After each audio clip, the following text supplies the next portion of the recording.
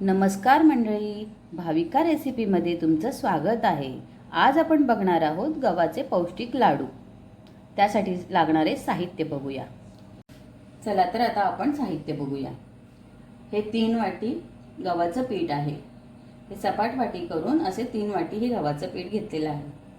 1 वाटी किसलेलं खोबरं, 1 वाटी गूळ, हे पाव किलो गूळ आहे।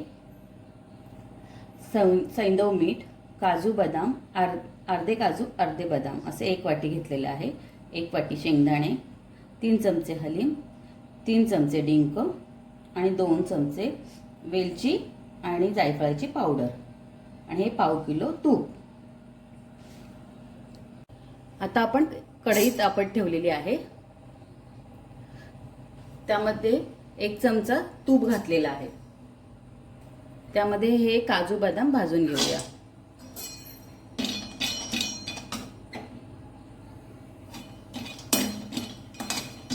हे बघा, अशा प्रकारे काजू बदाम थोड्याशा तुपामध्ये भाजून घ्यायचे आणि ते थंड करायला ठेवायचे। सगळे जिन्नस भाजून होईपर्यंत ते छान थंड होते।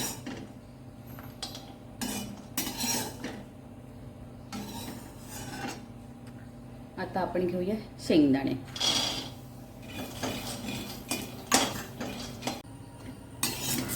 आता आपले शेंगदाणे भाजत आलेले आहेत, हे बघा। त्यात आपण काढून घेऊया। आता प्लेटमध्ये काढून घेऊया, ते छान थंड करून घेऊया।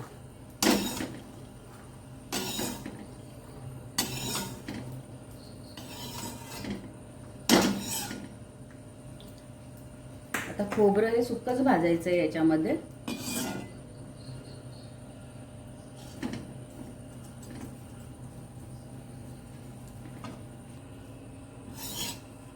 खोबरं चांगलं भाजल्याने लाडवाला कोमट वास येत नाही,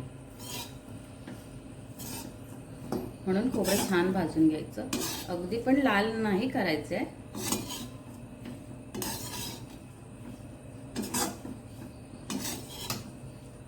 पण त्याचा वास जाण्या इतकं।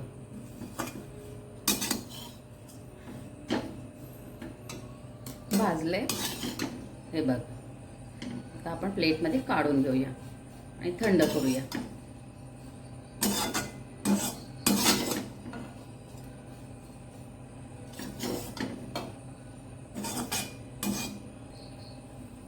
आता आपण हे हलीम भाजून घेऊया। आता आपले सगळे जिन्नस भाजून झालेले आहेत। आता आपण डिंक तळून घेऊया।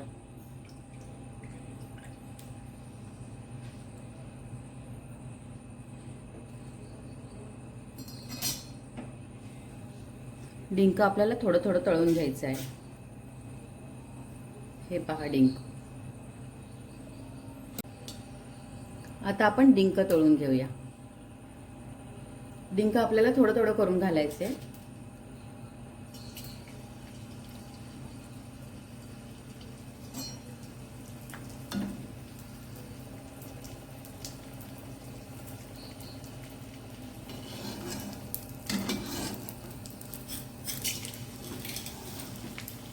हे बघा, हे फुलल्यावर असं दिसतं।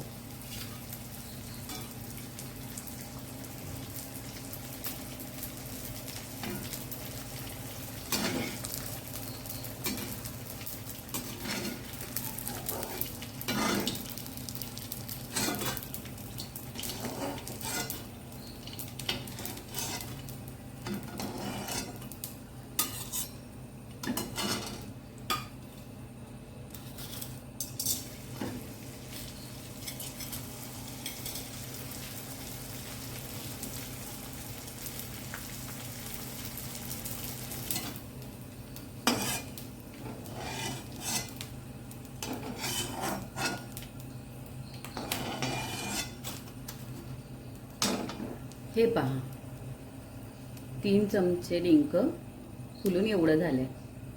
आता हे आपण थंड करायला ठेवूया आणि याच कढईमध्ये पीठ भाजायला घेऊया। थोडंसं तूप घालून थोडं थोडं पीठ भाजून घेऊया।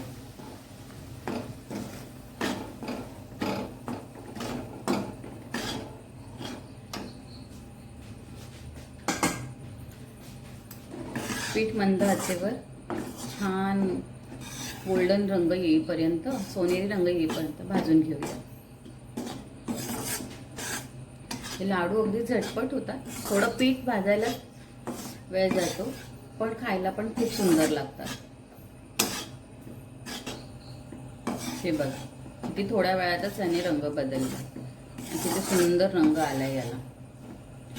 थोडं थोडं करून भाजलं तर ते लवकरही होतं आणि छान एकसारखं भाजलं जातं. आता हे भाजलेले जिन्नस आहेत ते आपण मिक्सरला फिरवून घेऊया. मिक्सरला लावताना ते ओबडधोबड वाटायचं, एकदम फाईन पेस्ट नाही करायची. ही पहा,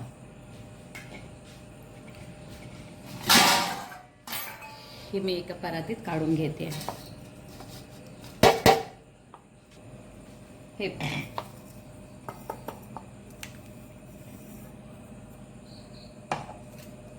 हे शेंगदाणे आहेत ना, त्यांच्या साली काढू नका,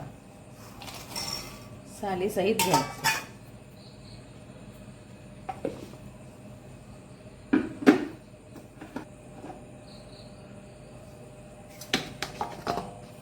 हे पहा,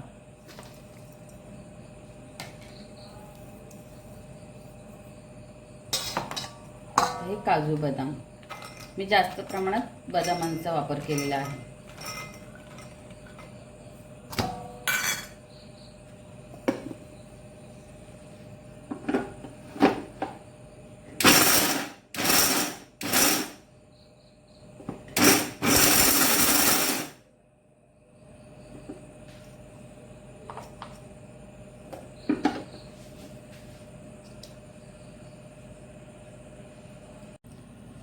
तर हे बघा, आता हे आपले सगळे जिन्नस भाजून आणि त्याला मिक्सरला असे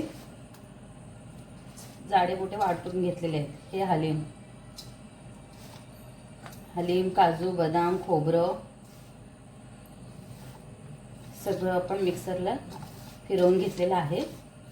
आता हे एकत्र करायचं आहे आपल्याला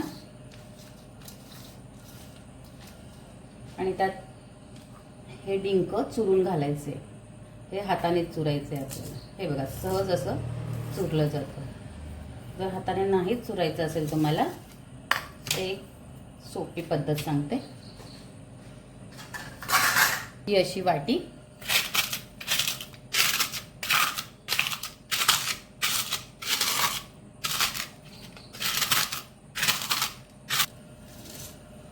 हे पहा, सगळं छान एकत्र करूया. त्यामध्ये घालूया वेलची आणि जायफळाची पावडर आणि चवीसाठी काळं मीठ.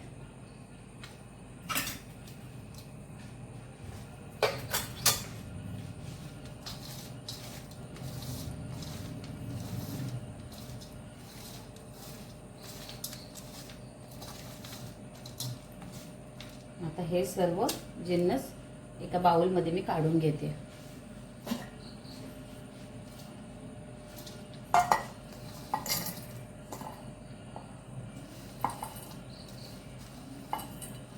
कारण या परातीतच मला गूळ वितळवून घ्यायचे.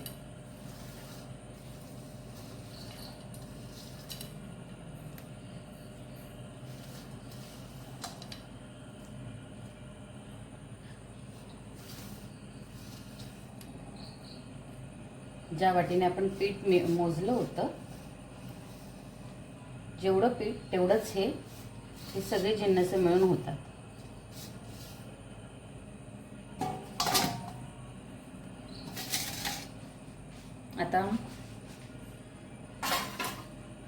आता आपण ह्याच्यामध्ये गूळ घेऊया. हा किसलेला गूळ आहे. तुम्ही बघू शकता की मी भाजण्यासाठी किती तूप घेतलेलं आहे आणि आता हे एवढं तूप उरलेलं आहे. ह्याला गरम करून घेतलंय. आता ते मी ह्याच्यावर ओतणार आहे. हे एवढं शिल्लक ठेवते आणि मी ह्यात गूळ हे वितळवून घेते. हे मी किसल्यामुळे ते लगेच मेल्ट झालंय. तेलही गरम आहे. याच्यामध्ये घालूया आपण भाजलेलं तूप, पीठ. त्या गुळामध्ये हे बघा किती छान प्रकारे भाजलंय. आणि हे बघा तुम्ही बघू शकता याचे लाडू वळते एवढे. खूपच गरम आहे आता ते, पण त्याच्यावर लाडू वळू शकतो. आता आपण ना हे सगळं पीठ आहे ते याच्यामध्ये घालूया.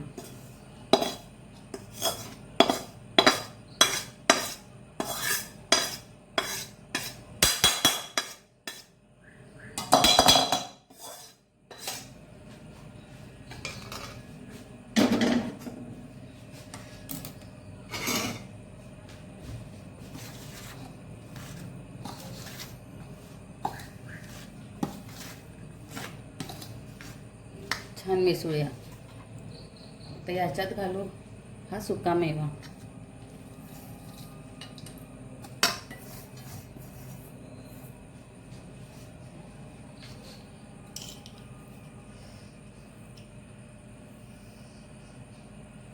सगळे जिन्नस फार गरम आहेत. आपण चमच्याने ते हलवून घेऊया.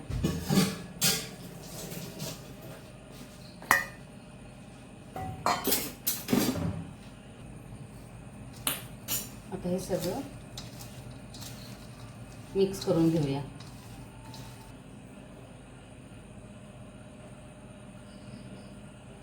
हे पहा,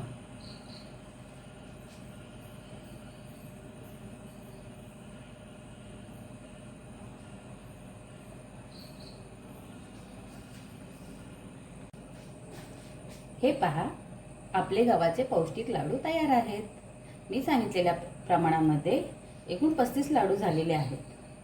जर माझी रेसिपी आवडली असेल तर माझ्या चॅनलला लाईक, शेअर आणि सबस्क्राईब करा.